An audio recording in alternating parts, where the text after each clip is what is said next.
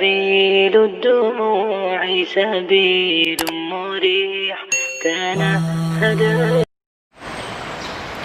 Bagaimana cara membagi waktu untuk belajar ilmu agama, ilmu dunia karena kesibukan kuliah? Gampang, bagi, udah selesai. Ini untuk kuliah, ini belajar agama, ini untuk dunia, bagi.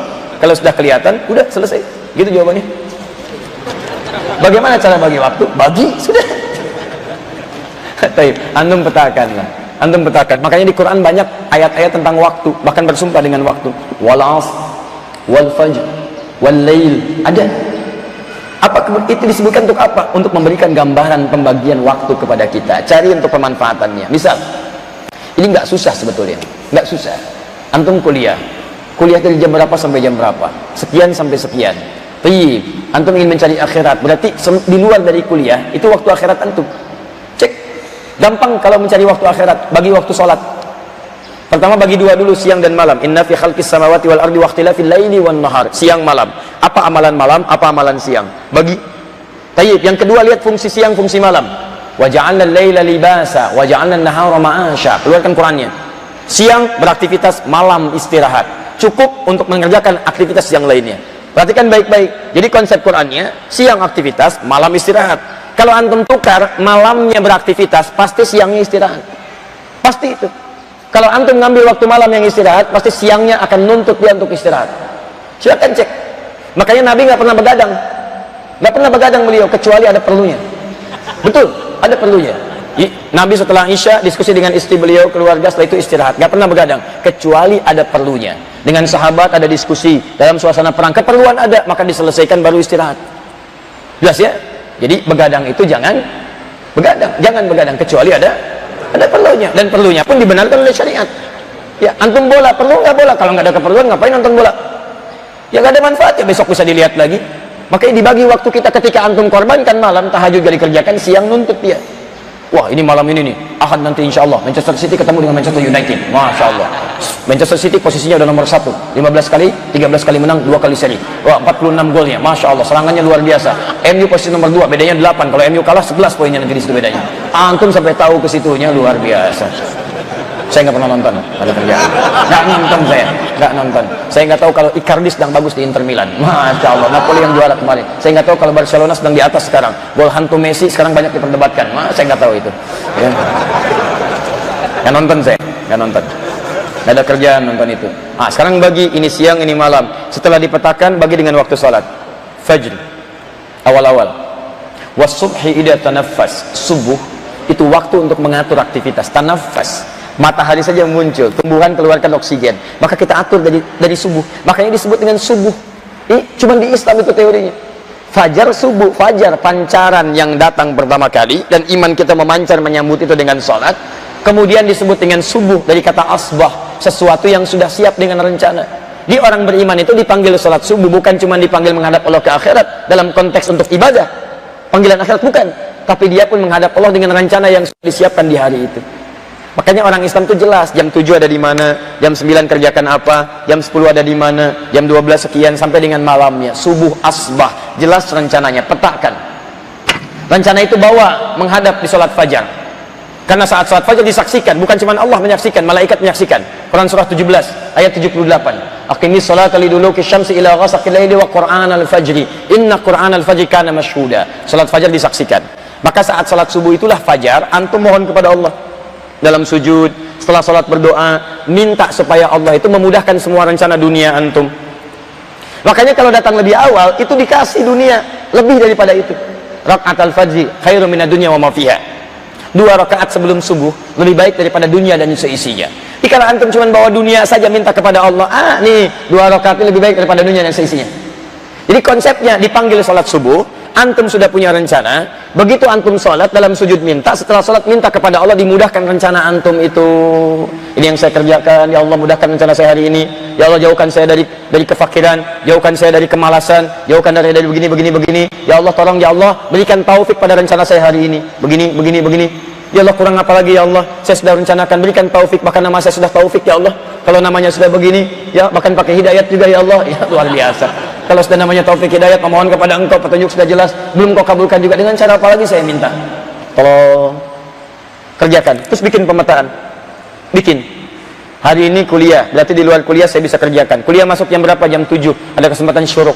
Syuruk sekarang jam 6 kurang seperempat, bisa. Syuruk saya dapat. Syuruk kan awal duha. Hadis At-Tirmidzi nomor hadis 586. Man shalla ghadat fil jama'ati, siapa yang salat subuh berjamaah atau fil masjid atau di masjid, tsumma yaqulu yadhkurullah, kemudian dia duduk berzikir kepada Allah. Zikir banyak.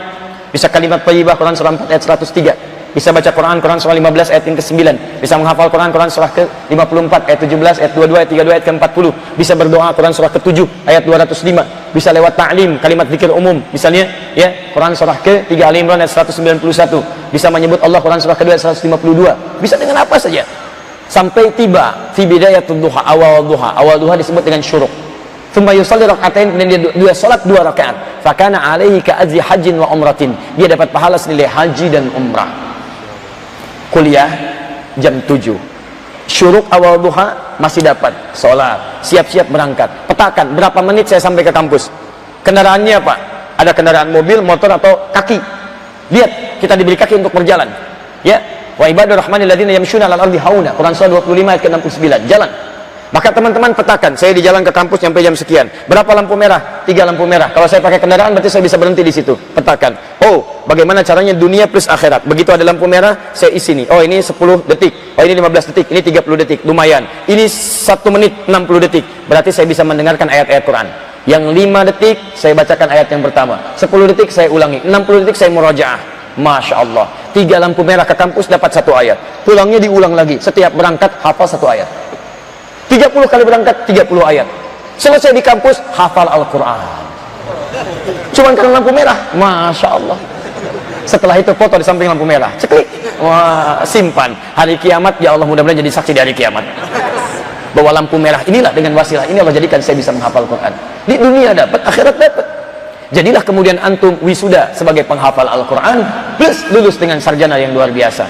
Jurusannya desain grafis, tapi lulus dari situ, Masya Allah, desainnya sudah plus dengan desain Al-Quran. Masya Allah, itu luar biasa. Kenapa tidak petakan seperti itu? Makanya zuhur jelas, terang. Bukan jelas cuman hasilnya saja, evaluasi dari pagi sampai siang ada hasil nggak? Makanya para yang kuliah-kuliah ini jangan cuma dapat pelajaran saja, sampai siang selesai belajar, coba cek paham nggak apa hasilnya belajar. Jangan-jangan tulis simpan buat ujian baca lagi. Nggak ada ilmunya. Di ilmu antum cuma sampai ujian aja, habis ujian hilang semua.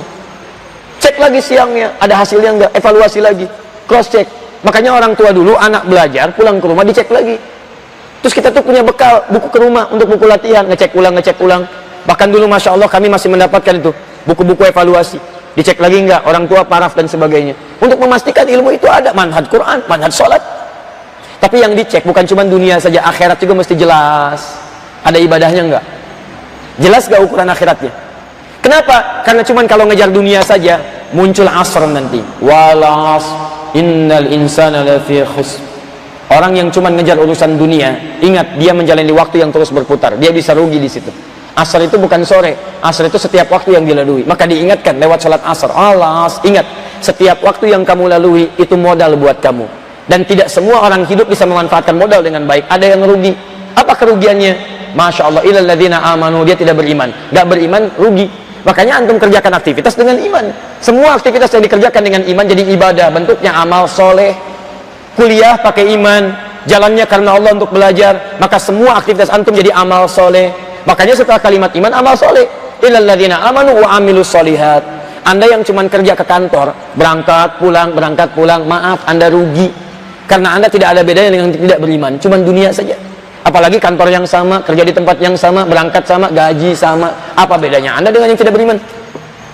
Bedanya, wa amilus solihat, niatkan untuk mencari nafkah karena Allah. Cari yang halal, dapatkan posisi yang halal, yang terbaik. Setiap langkah Anda ada pahalanya di situ. Kalau Anda tidak kerjakan itu, akan datang waktunya Anda maghrib, tenggelam. Semua waktu akan ada di penghujungnya. Waktu kehidupan kita. Anda kembali memohon pada Allah dalam kebaikan. Setelah itu isya, ada asya, ada isya, itu beda. Dari kata ma'isya, hidup. Kalau asya, harokat masih di atas, masih beraktivitas. Setiap aktivitas yang ditarik harokatnya turunkan ke bawah, khafad, rendah, hilang. Isya, kehidupan berakhir. Setiap yang asya yang hidup, semuanya pasti akan berakhir dengan isya. Mata kita akan tertutup, dan besok belum tentu kita akan hidup kembali.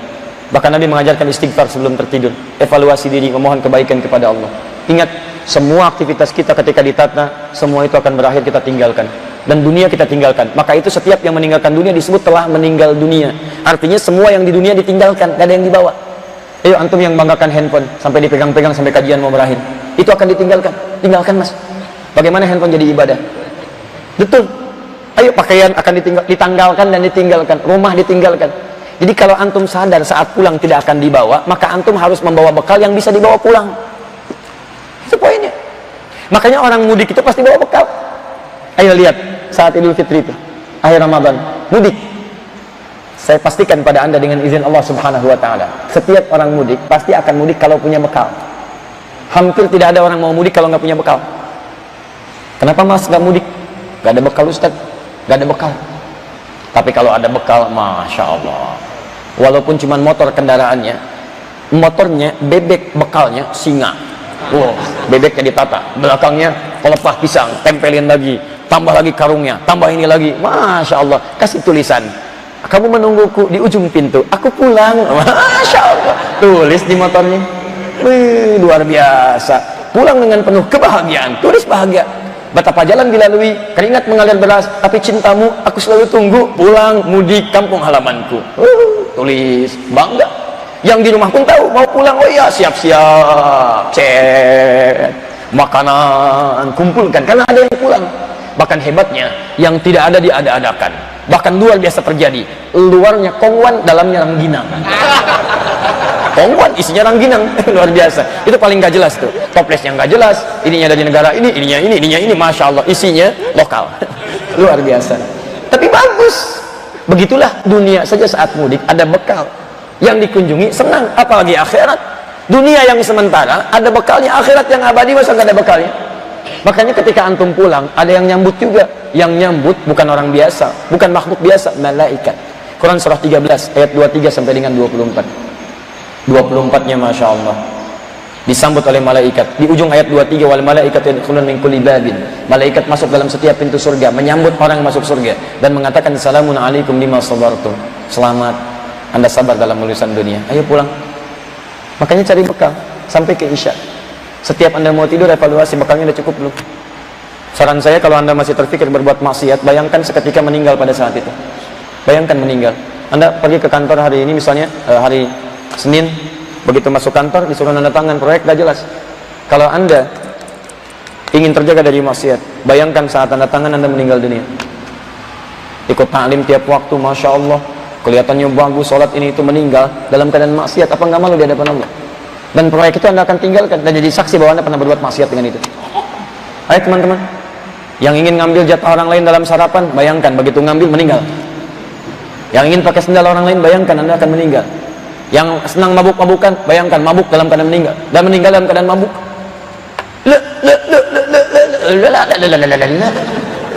Tidak bisa. Yang joget-joget meninggal dalam keadaan joget. Ayo silakan.